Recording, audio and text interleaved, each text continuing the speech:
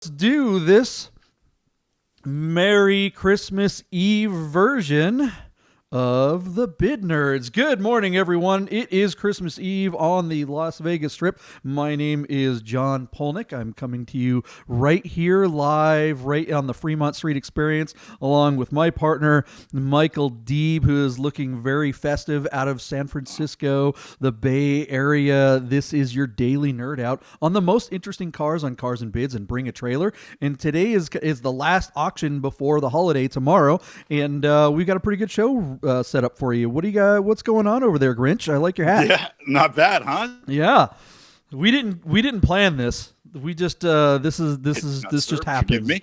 Our Christmas cheer It's happened interesting organically. because it's the last opportunity to do Christmas shopping. So I'm wondering if any of these cars today are going to wind up as gifts in the driveway for the new year for somebody's honey. So we Have you ever shall done see. that? Have you ever bought a car for someone for Christmas? Did you hear my question, Michael? Have you ever bought a car for someone for Christmas? No, folks, I think we've got an audio problem here. Check your audio there, buddy. Michael Deeb's audio is lost, but that's okay. We'll let the Grinch get figured out here. Stand by for technical issues. There we go. Hey, is he back? Is he back? Well, the Grinch stole our audio. Looks like he's There back. we go. He's back. All right. Hey, so before we had our little audio glitch there, I was asking you. You had mentioned, these cars might be Christmas presents. Have you ever received or gotten bought a car for Christmas for someone?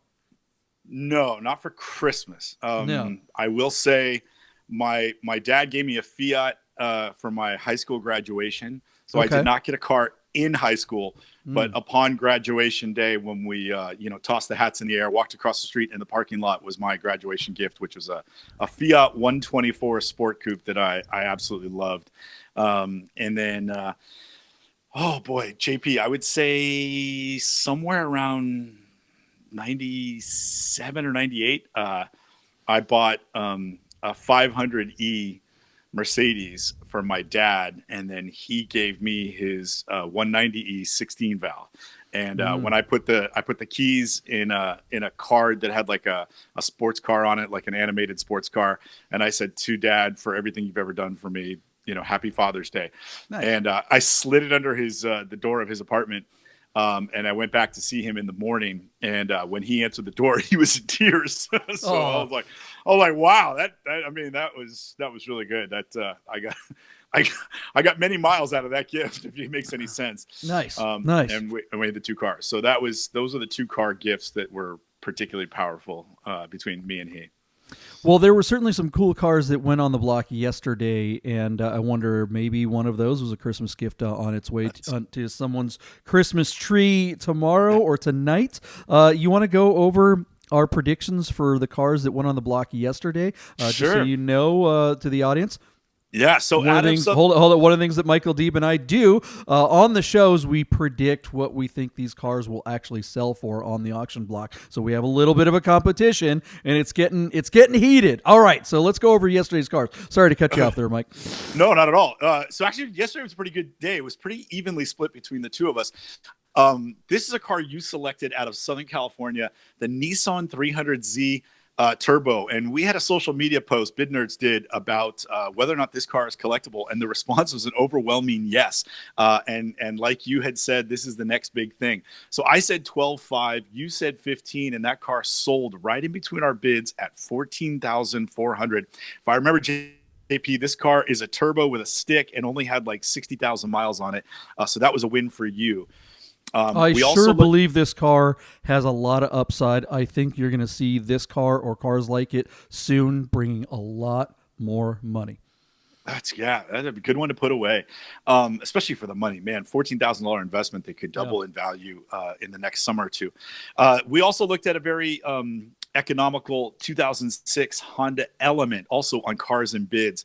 Again, we were right all over this car. I said 14, you said 13.9. You kind of bet the under on me, and you got it by a few $100 because it sold at 13,500 somewhere on the East Coast. I don't remember, but that's 2 wins for JP. And I should have gone with what normally when I go under by $500. But I was so worried that this one was going to get a little over or so close. I would have got the Yahtzee. My first inclination was 13.5. Well, so yeah, I screwed myself.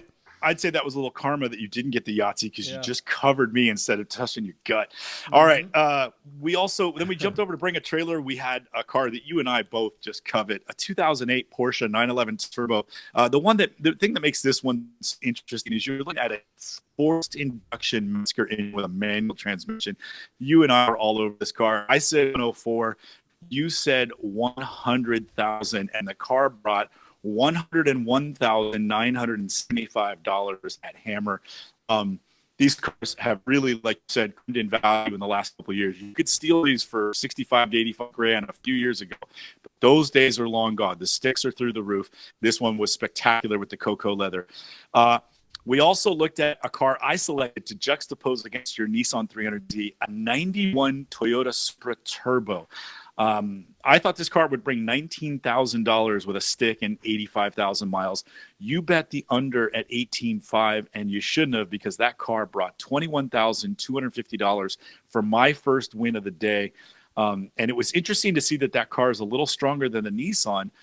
When a correct 91 Nissan would be a much more expensive car. So interesting to look at those two cars on the same day. And then finally, my Italian ringer, we looked at a 59 Alfa Giulietta Spider Veloce. This is a transition car with some really cool elements, being a 750, an early chassis. But 59s, you could buy a 750 or a 101, even though at a glance the cars look the same. So I said 95. You bet the under at 94, and this car brought over 100,000. It sold at 107,500 for my second win of the day. So it's a pretty even day. 3 for you, 2 for me. And I would say, just looking at our results, you and I were actually all over the results yesterday. We were very close on every car. Yeah, and that car was definitely a ringer. I'll admit, I didn't know anything about that car, and you probably could have talked for another 2 hours about that car. We went way over on our show just because you could tell how into that thing you were, and I think we need to do a special on that car alone. That was some interesting stuff. But good solid win on that one. That was good stuff for everyone. JP, picture the front end of that car, and then picture the front end of a 356 from the late 50s, and imagine how pretty those two cars were, how striking compared to everything else that was being sold. American cars in that era were 3 times as big and 3 times as much metal. Yeah, so, you could literally park both those cars in the trunk of a Buick Wildcat convertible of the same vintage. Yeah. All right. Well, I'm actually pretty excited about the lineup today. We've got a really kind of, I don't know if eclectic is the right word, but we've got a very diverse collection of cars today, which is a little bit, it's odd for us. Sometimes we find us kind of going in one direction or another, a lot of the same stuff, but this batch, pretty darn cool for Christmas Eve. What do we got under the tree today here? Let's start out with the most interesting cars on Cars and Bids and Bring a Trailer, specifically Bring a Trailer today. What do we got? So, JP, we're going to start off on Bring a Trailer with a 2005 Ford GT. This car has just 2,000 miles, and it's offered out of Overland Park, Kansas. So imagine that, JP. 15 years this car is sitting in your garage. You only put 2,000 miles on it. I think you would try to cut your wrist with an electric razor. There's no way. I would have 22,000 miles at least on this car if I had it for 15 years. This thing is just awesome. These are such badass cars. I think they're 5.4 liter double overhead cam V8s with a supercharger and a 6-speed manual. This is a complete throwback to Ford's Le Mans winning effort, the Ford GT40. These cars were essentially about $150,000 when they were brand new, JP, and they came with 3 significant options. It's the racing stripes, it's the forged wheels, and it's, I think, the Macintosh stereo system. And this car has all 3. So the wheels you're looking at are the forged BBS optional wheels. And then you've got the factory racing stripes on the blue paint. So you got the stripes over the top and down the side, again, to make it look exactly like the racing GT40s. And then the Macintosh, I don't know that I can name another car that got a Macintosh stereo from the factory. It's a super high-end stereo. They make home entertainment systems and stuff, really high-end stuff, and they put that in the Ford GT40. This car has one modification in that he took the Macintosh CD player out of the dash and put an Alpine unit in there. I'm not sure why, but the original Macintosh head unit is included with the sale.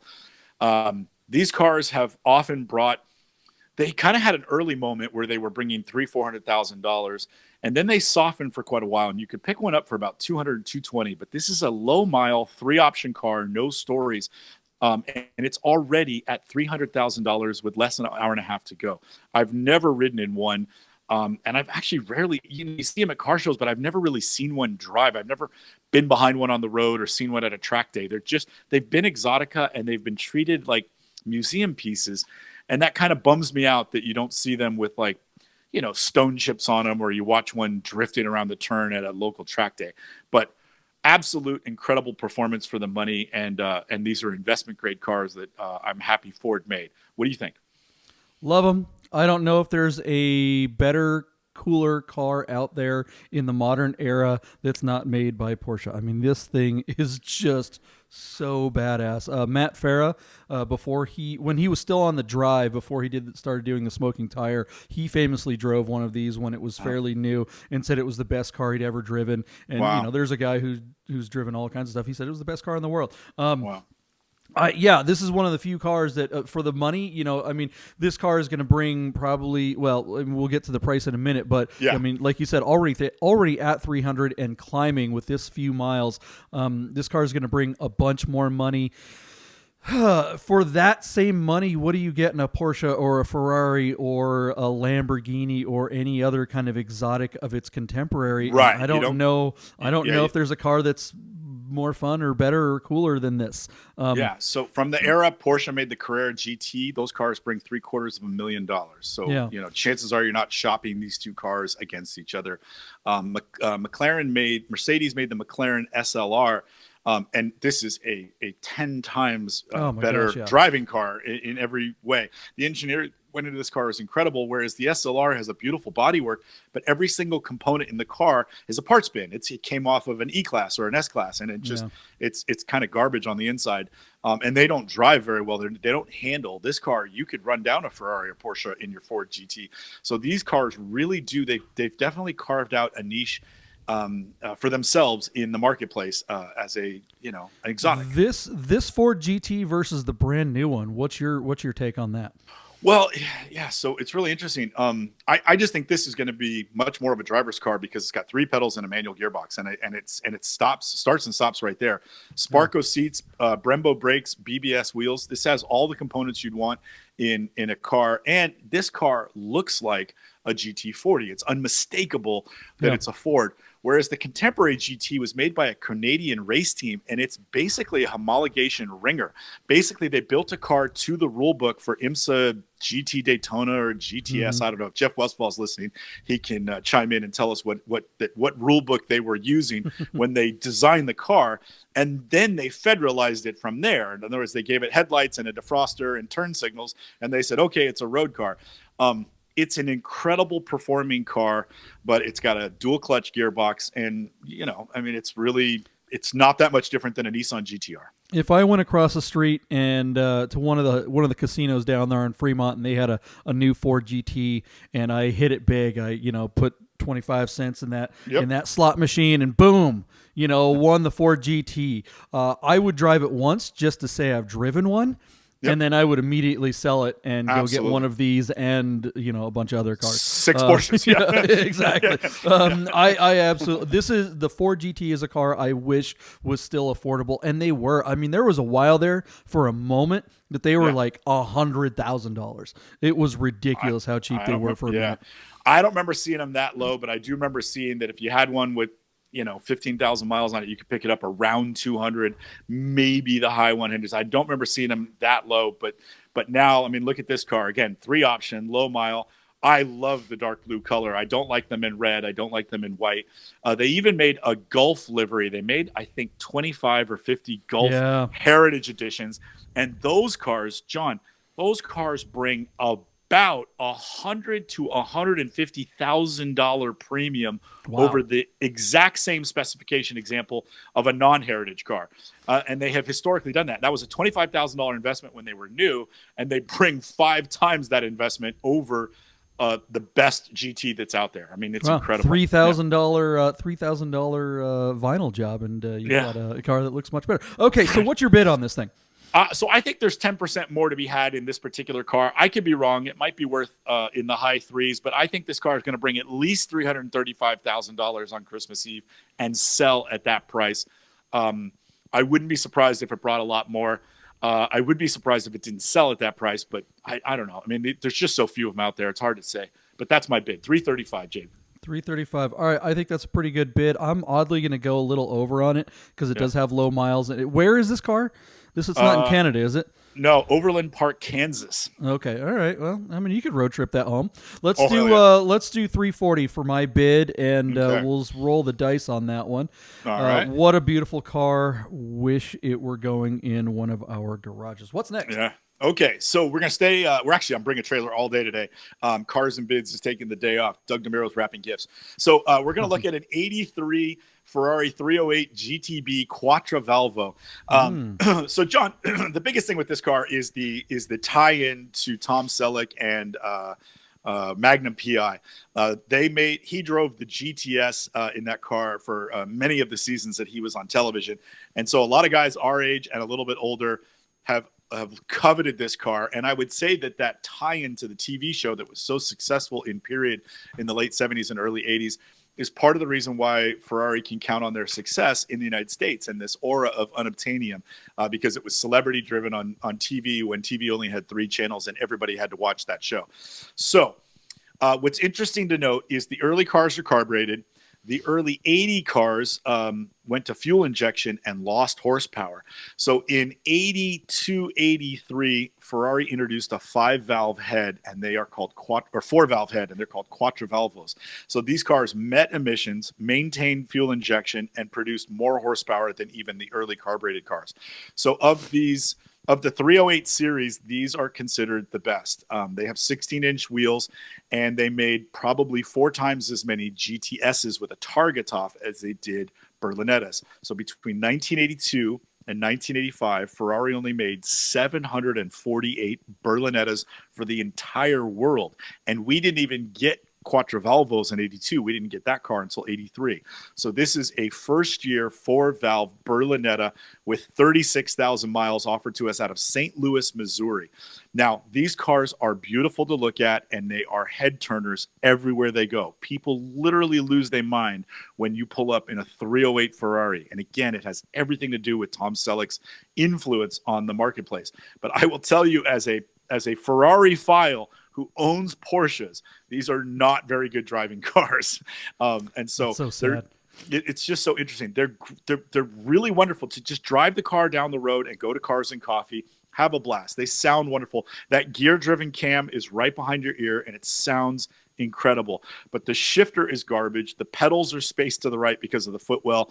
The steering is heavy. The clutch weighs 2 tons. I don't even know, and I'm not joking, like I don't even understand how a small, like, lithe female could even drive these cars, because you literally have to stomp on the clutch pedal and the brake pedal for that matter to get this car to do anything. I would not want to drive these on Angel's Crest Highway. You guys would leave me in the dust and I'd miss lunch. That's how bad they are. But, wow. But anyway, this one is beautiful. It's in really nice condition. It's got low miles. I will note that in the listing, it says that the timing belts were done in 2015. So this car is overdue for a belt service. They have to drop the motor to do that. So expect to spend anywhere between $7,000 and $12,000 to get your belts done. I'm sure some of our community is saying they can get it done cheaper, but I wouldn't trust the mechanic that'll do it for $2,500. So whatever the price is, add a small fortune in service that is needed immediately upon receipt of this car. There you go. If it's not going to be an amazing driver, and I have driven the Targa version of these, but not with any kind of anger, just driving around. And they are just a wonderful car to be seen in. And if it's not going to be an amazing driver, then what's the point of the hardtop? I mean, this is a car to look good and be seen looking good. So get the Targa version. I imagine that this car, because it's because of its rarity and because of the hardtop, I imagine that means it's going to be worth more. Right. Yeah. And that's true. There is a premium for it. And yet it's probably easier to sell the Spider because that's the one Tom Selleck drove and that's the one everybody wants. But you know how our friend Ben, the professor, works at Sierra Madre selling all those wonderful goodies to keep your Porsche on the road or to modify it and make it an even better driver. There is literally nothing in the aftermarket for a Ferrari because they're not a good platform to begin with. So what are you going to do to the car? You can't, like, sway bars and springs and shocks almost won't help it. The motor sits high, the geometry is all bad, and the pedals and the levers are all a mess. So anyway, this car's sitting at $55,000 with over 2 hours to go. I do believe there's some room in it. The low miles and the rarity of the Berlinetta are going to help bring a premium. And I think 308s have been moving in the right direction anyways. So I'm going to say $75,000. Wow. It's interesting to note, JP, at $55,000, it's over 22 or 23 bids. I think it might even be, let me read it to you real quick. It's at 31 bids. So there's a lot of action. Yeah, on this there's car. a lot of action on this car. So I'm saying 75,000, JP.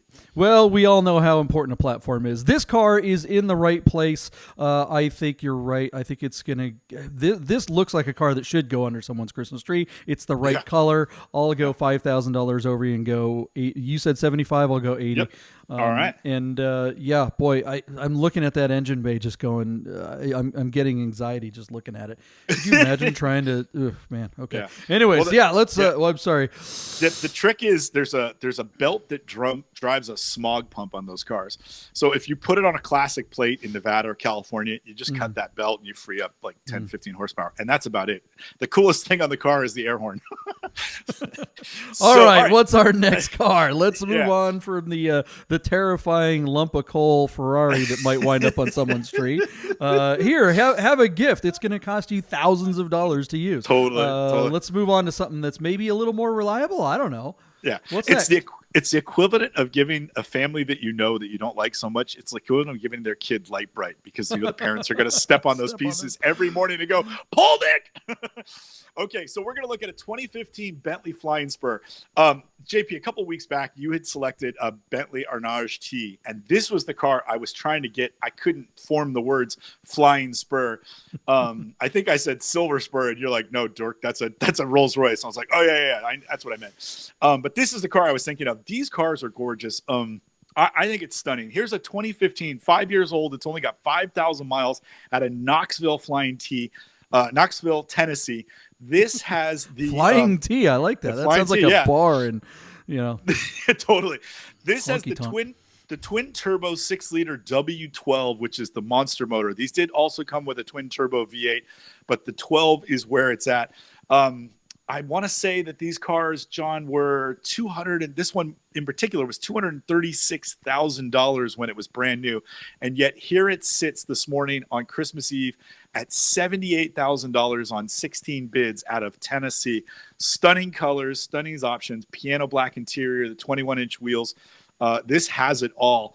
And I imagine it is stunning to drive. And I really think these have incredible presence on the road. They just... It's almost Art Deco by design. I have to admit, I fawn all over these things. I think they're beautiful. Almost the same way you love that Arnage T. I think this is the car. This thing's the shit. What do you think? Yeah, it's absolutely beautiful. Our good friend Solomon Braun, he's a Porsche guy through and through. Him and his wife Jackie, they drive all over the country. They go to drives if there's a drive somewhere, they'll hop in either Helga, their Mexico blue Carrera air cooled 911, or they'll hop in his GT4 Porsche, and they'll just drive and drive and drive and drive and drive. But Solomon, I love you, but you don't drive fast enough. You should be driving one of these. This is the car Solomon should be driving around in. I could see him cruising around Vegas, just looking super cool and looking super comfy. He has said to me that he would love to get something like this, but the problem is with that plan is that Solomon is too smart with his money. There's no better way to lose tens of thousands, maybe even hundreds of thousands of dollars than buying a contemporary Bentley or Right. Rolls Royce. I mean, this car, whatever it's at, I mean, it's sitting at around $78,000. It's got 3 hours to go. It's going to go for more than that. But Oh, sure. at $200,000, someone ate $100,000 to drive this for 5 years. Oh, more than that. Probably Yeah. $125,000 to drive it 5,000 miles, which makes just no sense to me. Zero sense. This car is just coming out of warranty in all likelihood, right? It's 5 years old, and it's timing out, not obviously by miles. And so it's kind of going to the second round of owner. In 2 or 3 more years, this crop of cars is going to go to their third owners, and you're going to be able to pick up one of these things for like $55,000-$60,000. It's just mind-boggling how much engineering Audi via Lamborghini via Bentley have put into this car to create this just behemoth, which I think is just stunning. And they probably, again, it's not a driver's car, but just to arrive, it's probably one of the most luxurious things you can imagine. Well, I think that's why you see, like the Encore Casino has a fleet of Rolls-Royce Silver Spurs, Right. and Ghosts and stuff like that. And I think that's why. I mean, that's the only way one of these pencils out is if it's in your limo fleet at a super high-end Sure. casino or hotel property where you're picking people up from. I mean, that's it. There's no other way that one of these pencils out. You have to be a gajillionaire and just be like, well, that's just, it's a fixed cost. I spend $200,000 a year on transportation for one car. Yeah, and there's some valet, some 26-year-old kid that would rather be clubbing that's driving and putting like thousands of miles on one of these things, and it's not even his car. Yeah, Tell me that's not the gig. We JP, we still have to figure it out. I'm telling you. Yeah, what's your bid on this car? I like this car. I think there's still some room in it because it's the right color, the right options, and super low miles. I believe this car is worth a lot more money. I'm gonna go really high and say that there's gonna be a late surge for it, and it's gonna bring $129,000. I would have to look up the book value because this car is new enough that, again, it's one of those CarMax moments. You could drive into CarMax. What is the book on this car? CarMax is going to give you a few grand less than that. I mean, it's got to be 135 to 150, I would assume. We have made some assumptions on things like Mercedes GT cars and gotten burned on that one. What was your bid? 120 what? 129. And again, 129? all I'm looking at is that you're talking about less than 50% value on a 5,000 mile car. The caveat is that it's probably timed out of the warranty. Yeah. So even if you spent $5,000 on the warranty, you'd be in this car less than 135, which, like you said, is $100,000 off sticker. That's wild to me. Then maybe Hoovie's it goes Garage. less. Tyler Hoovie over there at Hoovie's Garage, his YouTube channel, has made an entire career out of hoopties like this. Basically, this car in 10 years will be on Hoopties, Hoovie's Garage. He'll buy it for 20 grand. It'll have some problem with it, and he'll have his weird mechanic guy fix it. All right, I'm going to say 125 just because I'm just guessing what the book value is. What's the trade on this? That's what he's going to get. That's a safe undercut. All right. Okay, again, keeping in the eclectic theme, now we're going to go to Japan. Hit the gong. Get the Oriental theme music going.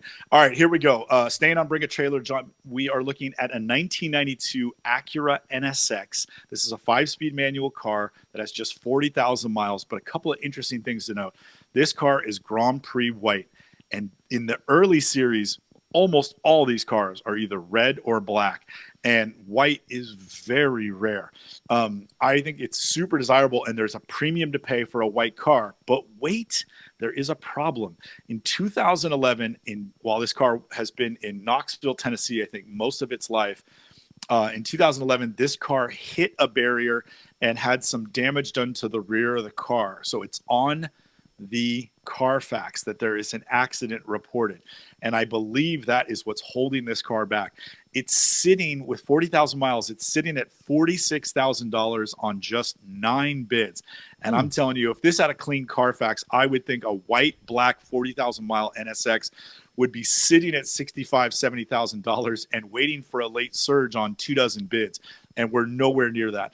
So it's really interesting. These cars were just $65,000 brand new. And I wonder if this car will bring sticker because of the bad Carfax. And John, you and I kind of have, I think we have similar thinking that in a few years, there's going to be so few good examples left that the bad Carfax won't matter.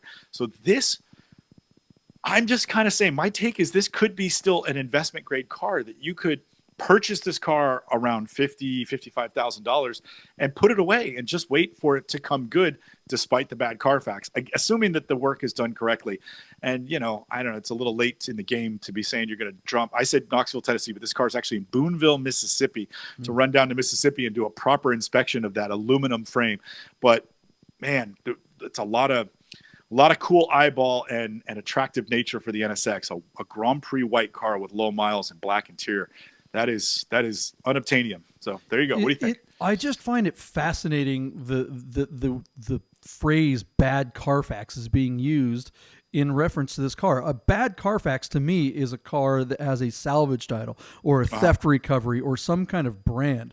A minor accident. I mean, you got to think about this. In 2011, what was this car worth? Not a lot. I mean, this was probably a $20-something thousand car. In 2011, nobody wanted these. These were just starting to be looked at as like, oh yeah, those NSXs are kind of neat. They were worthless, right? I mean, they weren't worthless, but they weren't. To your point, John, there were Acura dealers that still had 2004 and 2005 brand new NSX on the showroom floor in 2011. There was one in Marin that had a brand new car they couldn't sell. Nobody wanted them. I mean, it's crazy. So for an accident to have occurred back then on a car that, let's say, on a good day, like, oh my God, the most valuable one of these in 2011 was $30,000, right? Right. And it had, if it had anything even remotely close to a severe accident in the rear end, it would have been totaled. I mean, a $5,000 or $10,000 repair would have totaled this car, right? That is obviously, it wasn't totaled. It was just a mild accident. Who gives a crap? Cars get in accidents. And as long as it's not total, and as long as you can, I mean, we just looked at a series of pictures underneath. That car looks straight to me. That car looks like all the components are, nothing's bent. Everything is right on this car. So, I mean, it kind of ticks me off. I mean, I really hate that phrase, bad Carfax. It makes me angry. I have a 993.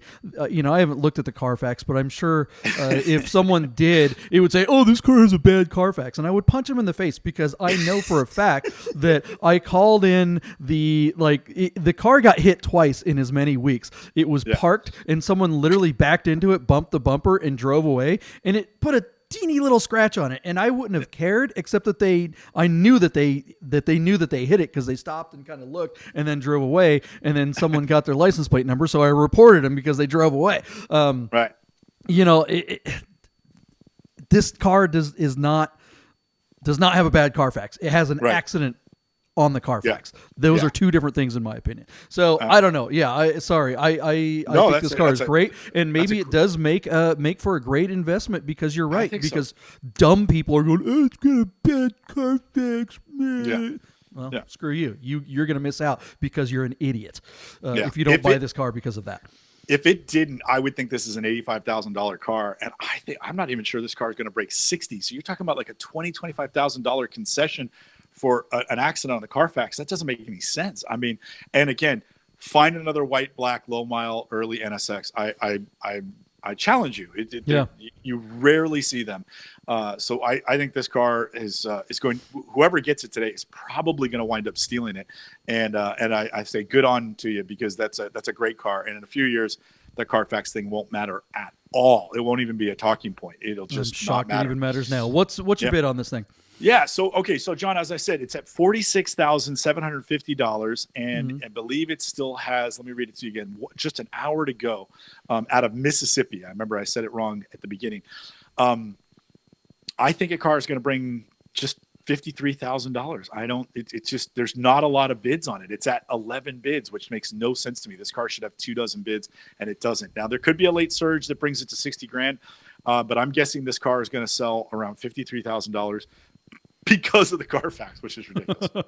I think, what would be interesting to find out is where that accident happened. If it happened on the tail of the Dragon, then I think that should raise the value of the car. I think that would be something. It's like a, red badge of honor there. I'm going to believe in a Christmas miracle and say that there's someone, a savvy NSX shopper out there looking at this thing going, all right, fine, be a moron. Let me steal this car. I'm going to bet the over. You said what? 53. I'm going to go 55. All right. Yeah. The car was in Knoxville, Tennessee when it had the accident, and it says that it hit a cement barrier on the side of the road in the tail, which means it sounds to me like the guy lost control of the car because there was no Tail other of cars dragon. involved. That's There you go, what I'm saying. Yeah. He probably had someone in a boxer spider up his butt and trying to prove something. Yeah, there you go. All right, really cool car. Let's. Okay. What do we got next? Yeah, buddy. For Christmas, I selected for you the car that started it all. Me? That started it for all. Me? Look This at is this a 1965 Imperial LaBaron. LaBaron. Yeah. So for the audience that doesn't know, JP's wife Rochelle challenged him on the Rami show, or challenged, I thought, Rami or somebody to buy a Chrysler LaBaron, and then Rami said he wanted to trash it, and so JP found the nicest manual Chrysler LaBaron you could ever hope to find. The thing was like brand spanking new on the inside. JP, was it 50,000 miles, 30,000 miles? Yeah, it was really low. 53,000 miles. 53,000 miles. Yeah, unbelievable. And you couldn't, I remember you calling me going, Deeb, you can't imagine how nice this car is. So you drove the car for a while, and then you and Lee took some incredible photos of the car out at Red Rock, and you sold it successfully on Cars and Bids. And since then, we feel like, you and I agree, that you and Lee have single-handedly pulsed and pushed the Chrysler LaBaron market, because several of them have come up on Cars and Bids and done better than yours, that they're not as nice, which is amazing.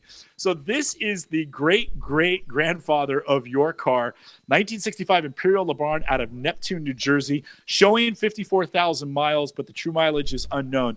Imperial, for our audience that doesn't know, is Chrysler's luxury division from 1955 to 1975. The car was made at Chrysler's Jefferson Avenue facility. I assume that's in Detroit, Michigan. And Imperial was to Chrysler the same way Cadillac was to GM and Lincoln was to Ford. It's sad to know that in 1975 they gave up on it. But this car is sitting with quite a bit of action. It's on $19,000 on 29 bids. Tons of action on this car. So I would say this car is definitely going to sell. The question is where, and how cool is that, JP? Black, 4-door, 4 windows, no B-pillar, with red bench seats. This thing is so cool. That is something else. I have to admit, I had forgotten about this car, even though, our history with the LaBaron or the LaBaron, we never look. Ours was a 1988. It was an 80s car. That was Radwood all the way. This is just classic. This has Hollywood all over it. Oh, I mean, man. Forget all the Entourage idiots with their Lincoln, Continentals. Yeah. I do wish this had, suicide doors. It would definitely be. You would probably mistake it for a Lincoln, but right. Wow, this thing is just. Can you imagine that interior? Can you imagine you and Rochelle and the puppies driving up and down the strip in that car? Yeah. You get your photo taken 1,000 times. That is so neat. Unbelievable such car. A neat ride. That interior, wow. And I bet the air conditioning still works. I bet it does. And you have to understand, in the late 50s, the cars that were coming out of Detroit were considered the gold standard for the world. A Cadillac had just as much cachet and panache as a Mercedes did, and I think it's hard for our audience to remember. A Bentley from the same era is kind of a pile of junk. Mm-hmm. Some of the rare ones are worth big money, but you can buy an S2 Rolls Royce or a Bentley, and they're not that expensive, $25,000 cars. And I think this is, for the same money, you can buy something. This going down the road in the back seat is just amazing. You don't feel anything. It's like you're on your couch and you're gliding down the street. Just amazing. How awesome would it be to show up to your movie premiere in this? This just has totally, red carpet and glitz and glam written all over it. Wow, totally. Beautiful car. I admit, I really have no freaking earthly idea how much this thing's worth. Being a bid nerd, this is not a car that would ever really wind up on my radar. It's awesome. That's one of the great things about things like Bring a Trailer and Cars and Bids. Yeah. Stuff that you've just not necessarily never heard of, but just never considered or never gave it a second glance is going to show up. That's where Bring a Trailer started out. Do you remember? For people that don't know, Bring a Trailer was not always an auction site. It was a portal. Yeah, it started out as basically a place that it was exactly that. It was a portal. It was a website where if you found something interesting on Craigslist or eBay or whatever, you would send it to the moderators at Bring a Trailer, and then they would list it.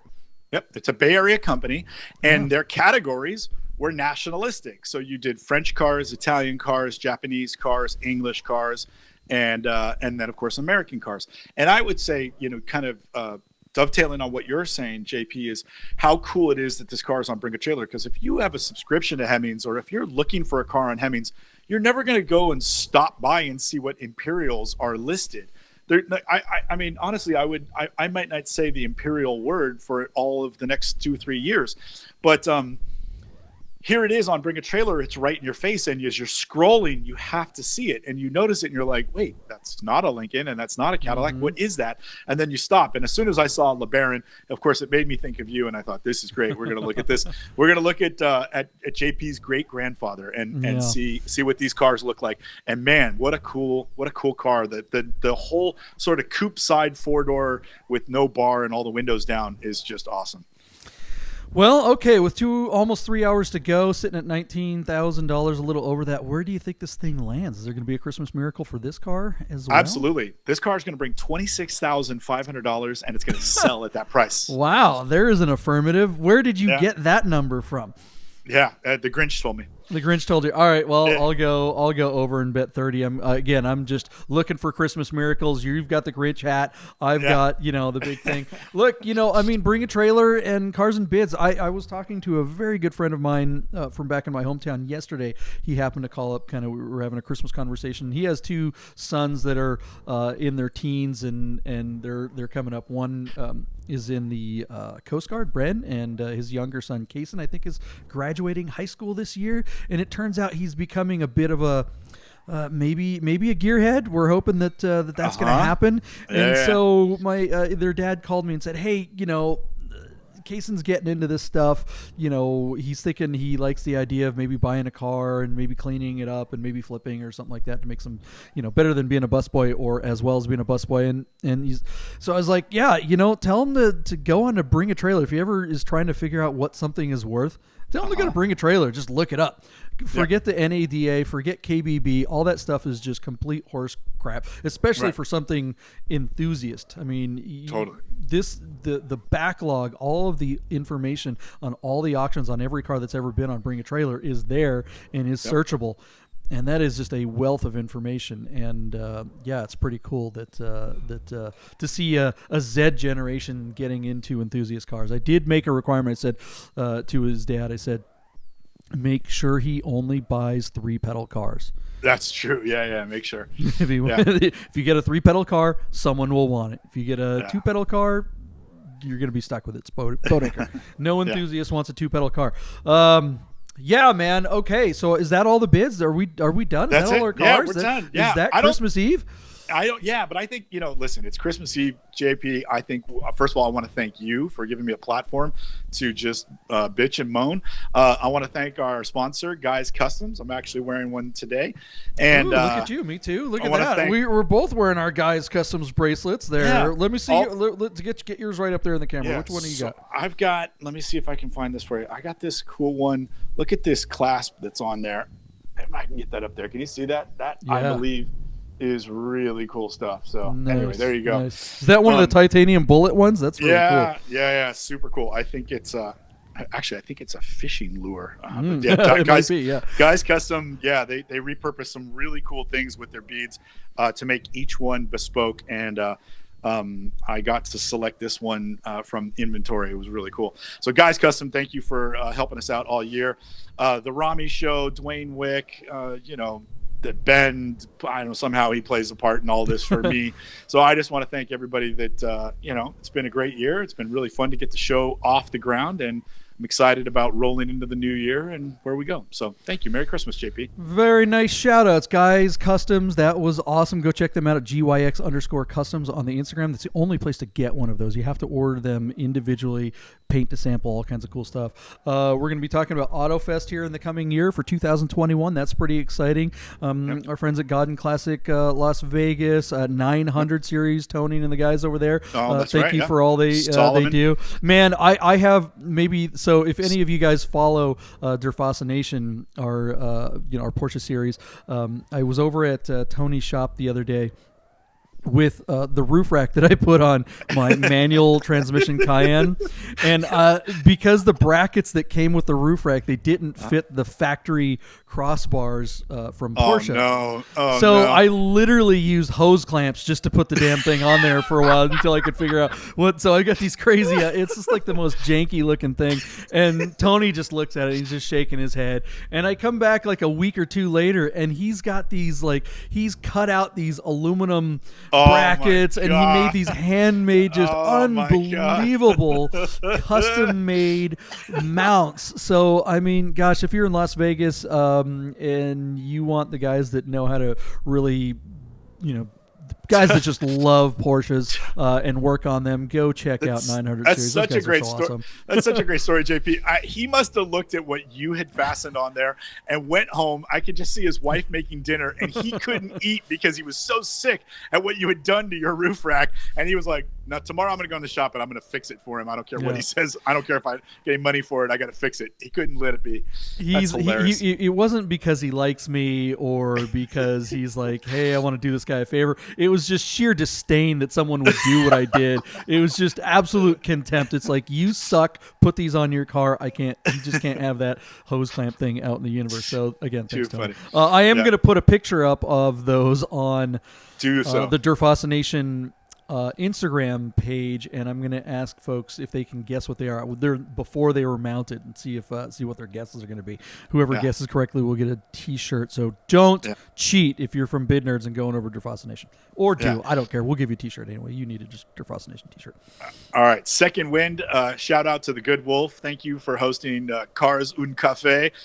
Shout out to Sahan for being on the show, and a huge Christmas shout out to Mikey Hashtags. Love you, buddy. Thank you for all your help. Our part-time engineer and he's been my guardian angel for 3 years. Mikey helps me out all the time. I love you, Mikey. And Merry Christmas. Cars und Cafe is this Sunday. It's on. So do your Christmas thing. So if you make your way to Vegas this weekend, Sunday morning at the Good Wolf in downtown Las Vegas, Cars und Cafe. It's a really cool air-cooled Porsche show. It's like a mini Luftkult, and we do it once a month. And if you're ever in Vegas, it's always the last Sunday of the month. That's it. Merry Christmas. We will see you next week for the next edition. I guess we're going to do, it'll probably be a short week because we've got New Year's next week too, but that's all right. We'll figure it out. Yeah, we'll see. We'll see what's out there, and we'll review what we can. Thanks, guys. Merry Christmas.